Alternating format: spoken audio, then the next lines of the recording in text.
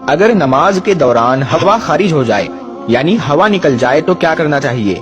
کیا نماز کو فوری طور پر توڑ دینا چاہیے، یا نماز پڑھنے والا جماعت سے الگ ہو جائے، یا پھر نماز کو جاری رکھا جائے؟ نماز کے دوران ہوا نکلنے سے آپ کو کیا ملتا ہے اور آپ کے لیے اس کے بدلے میں کیا ہے؟ آج کی اس ویڈیو میں ہم آپ کو بتائیں گے، اور اس کے ساتھ ساتھ ہم آپ کو کچھ ایسی باتیں، ایسی چیزیں بھی بتائیں گے جن کے بارے میں علم والے لوگ یا آپ کے جاننے والے لوگ آپ کو آگاہ نہیں کرتے ہیں۔ آج کی یہ ویڈیو آپ کے لیے بہت ہی زیادہ خاص ہے، تو آپ اسے ضرور دیکھیں۔ دوستو، نماز دراصل انسان کی اللہ تعالیٰ سے ملاقات کا ذریعہ ہے، اس رب سے جو انسان کو پیدا کرنے والا ہے، یعنی پالنے والا ہے، بنانے والا ہے، رزق دینے والا ہے۔ نماز کا حکم اللہ تبارک و تعالیٰ نے قرآن پاک میں دیا اور کہا کہ نماز کو قائم کرو، یعنی نماز قائم کرنا اس طرح کیا جاتا ہے کہ قائم کی ہوئی چیز کبھی ختم نہیں ہوتی،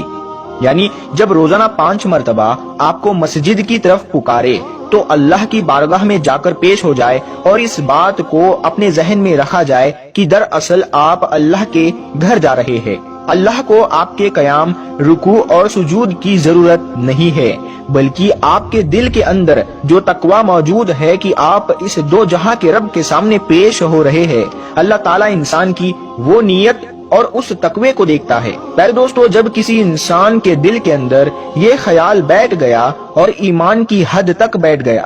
کہ وہ اللہ کی بارگاہ میں پیش ہو رہا ہے، تو اللہ کی بارگاہ میں پیش ہونے کے کچھ آداب ہے، ان کو جان لینا بہت ضروری ہے، ورنہ اسی عبادت کے لیے آپ کی پکڑ ہو سکتی ہے۔ اگر ان آداب میں کوتاہی کی جائے تو یہ معاملہ بخشش کی بجائے آپ کے لیے گناہ کا کارن بن سکتا ہے، اسی لیے ان تمام آداب کو جان لینا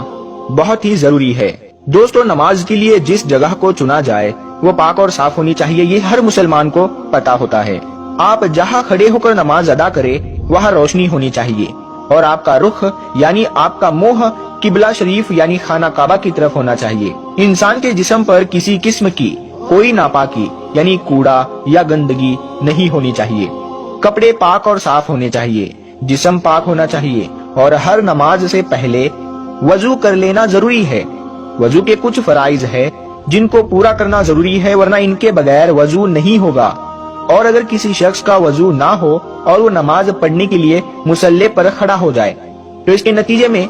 ہوگا یہ کہ نماز نہیں ہوگی۔ دوستو، جب وضو کر لیا جائے اور کوئی شخص نماز ادا کرنے کے لیے مصلی پر کھڑا ہو اور نماز ادا کر رہا ہو تو اپنے اس وضو کا خیال رکھے، کیونکہ اگر وضو ٹوٹ گیا تو اس کے نتیجے میں نماز بھی ٹوٹ جائے گی۔ اور اس سلسلے میں سب سے اہم مسئلہ اور